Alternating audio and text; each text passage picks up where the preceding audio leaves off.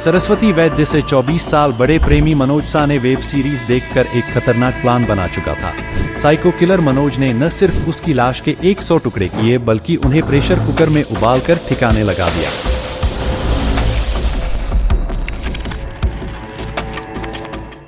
मुंबई में ठाणे जिले के मीरा रोड पर गीता नगर है। यहाँ फेज 7 में आकाशदीप सोसाइटी के चेयरमैन प्रताप जायसवाल और सेक्रेटरी सुरेश चैवण 7 जून 2023 की सुबह एक शिकायत लेकर नया नगर थाने गए थे। उन्होंने एसएचओ को बताया कि सोसाइटी के 704 नंबर फ्लैट से अजीब तरह की सड़ांध आ रही है।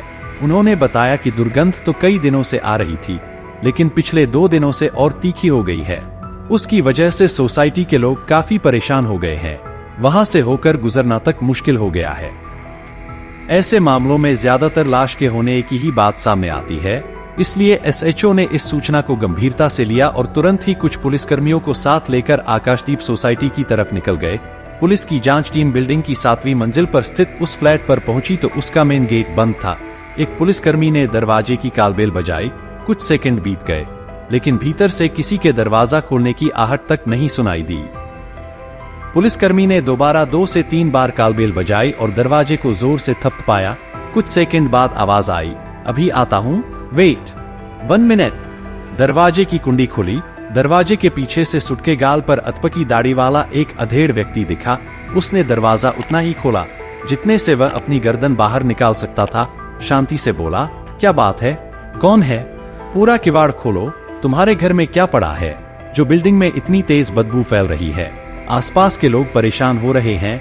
एक पुलिसकर्मी बोला, कुछ भी तो नहीं, वह मैंने घर की सफाई की है, उसी कचरे की बदबू है।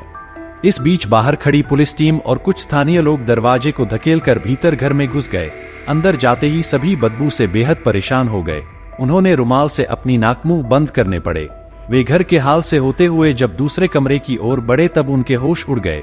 वहां पुलिस को 3 बाल्टियों में लाश के कई टुकड़े मिले।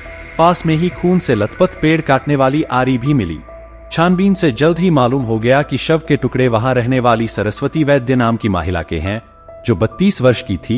वह उस फ्लैट में 56 वर्षीय मनोज साने के साथ रहती थी, जिसने दरवाजा खोला था। मनोज आसानी से पुलिस की गिरफ्त में आ गया था। हालांकि वह दरवाजा खुलते ही भागने की कोशिश में भी था, जिसे पुलिस और सोसाइटी के लोगों ने नाकाम कर दिया। वह भाग न सका, वहीं पकड़ लिया गया। उसकी हालत उस वक्त एकदम से विक्षिप्तों जैसी हो गई थी। चेहरे पर हवाइयां उड़ रही थीं। ऐसा लग रहा था कि मानो उसका कोई बड़ा गुनाह सबकी नजरों में आ गया हो।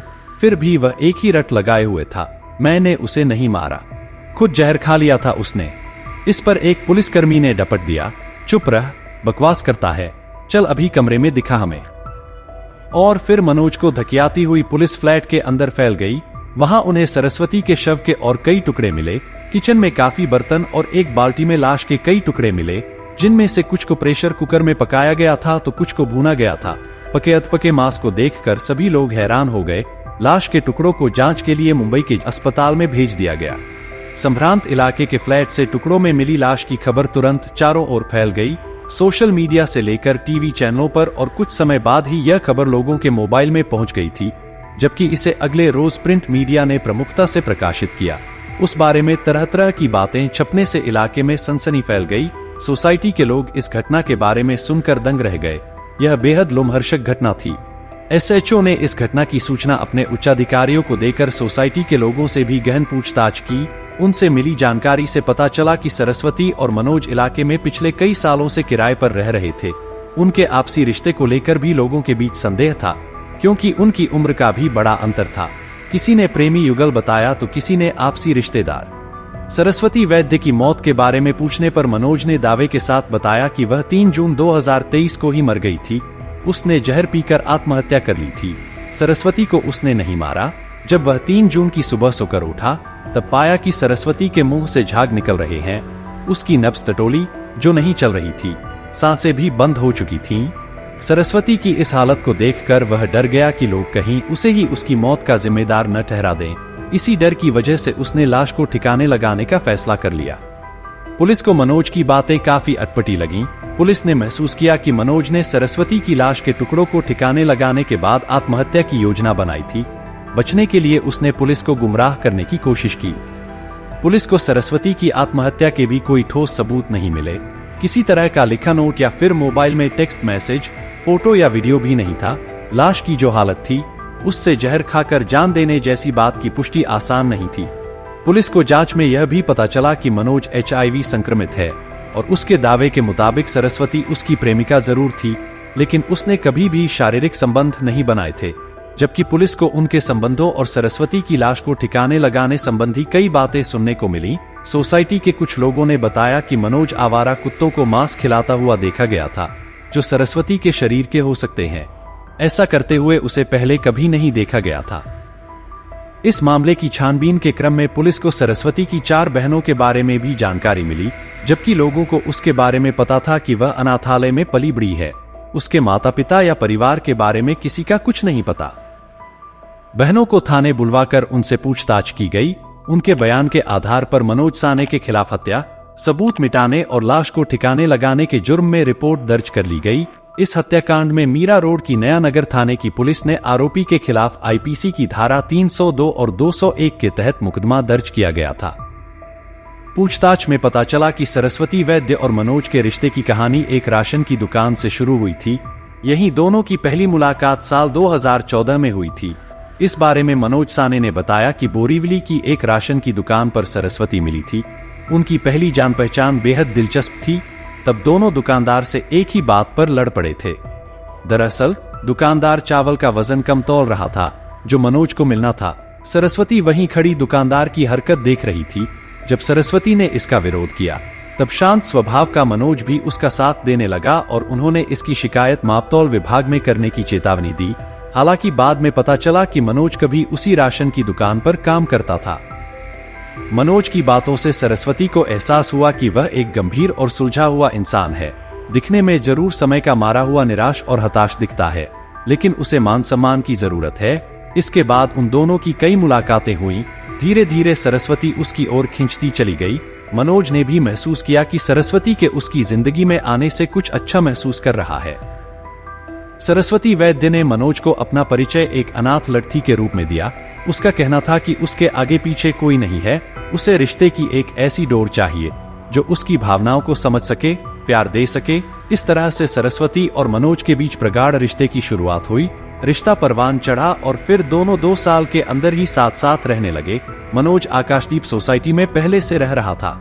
इस हत्याकांड की गहन छानबीन की जानकारी देते हुए बताया कि गिरफ्तार किए गए मनोज को अदालत में पेश करने के बाद उसे 14 दिनों के न्यायिक हिरासत में जेल भेज दिया गया।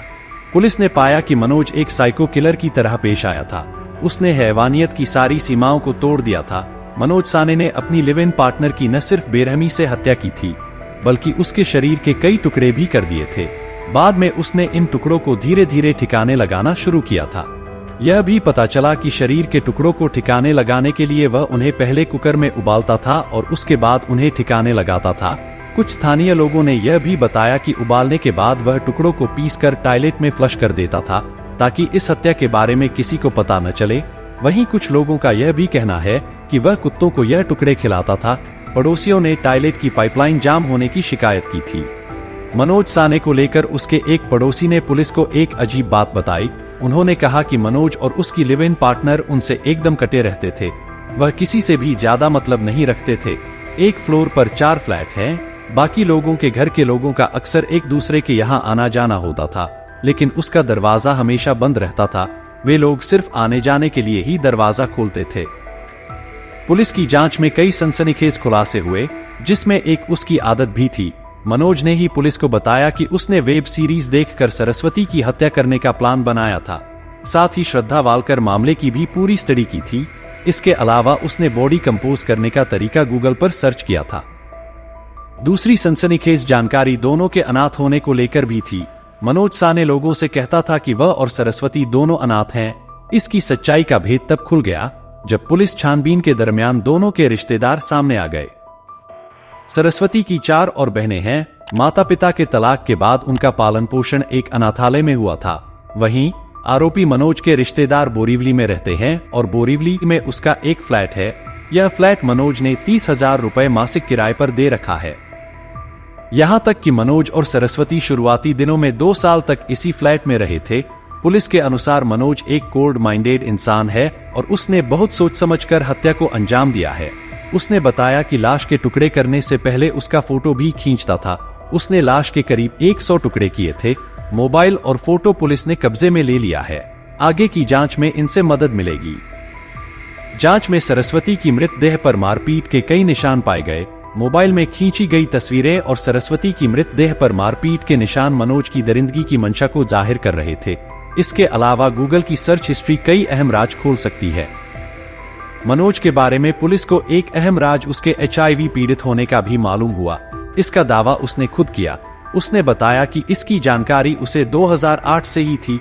उसका कहना है कि वह इलाज करवा रहा था और सरस्वती से उसने कभी शारीरिक संबंध नहीं बनाए। पुलिस उसके सभी दावों की जांच कर रही है। वह विगत 29 मई से ही काम पर नहीं जा रहा था। उसने कई लोगों को अपने और सरस्वती के बीच मामा भांजी का रिश्ता बताया था, जबकि दोनों की शादी के बाद सरस्वती की बहनें उसके घर खाना खाने आई थीं। पूछताछ में मनोज ने बताया कि दोनों के बीच आर्थिक तंगी को लेकर झगड़ा होता था। 3 जून की रात भी दोनों के बीच झगड़ा हुआ था। इस अनुसार संभव है कि मनोज ने उसकी पहले हत्या कर दी हो और फिर बाद में शव को ठिकाने लगाने की योजना बनाई हो। इस घटना पर अपनी राय कमेंट सेक्शन में जरूर बताइए। आपको इस घटना से रूबरू कराने का मकसद किसी को डराना या परेशान करना नहीं, बल्कि समाज में जागरूकता फैलाना है। क्राइम की दुनिया से जुड़ी दिल दहला देने वाली सच्ची कहानियों के लिए हमारे साथ जुड़े रहे।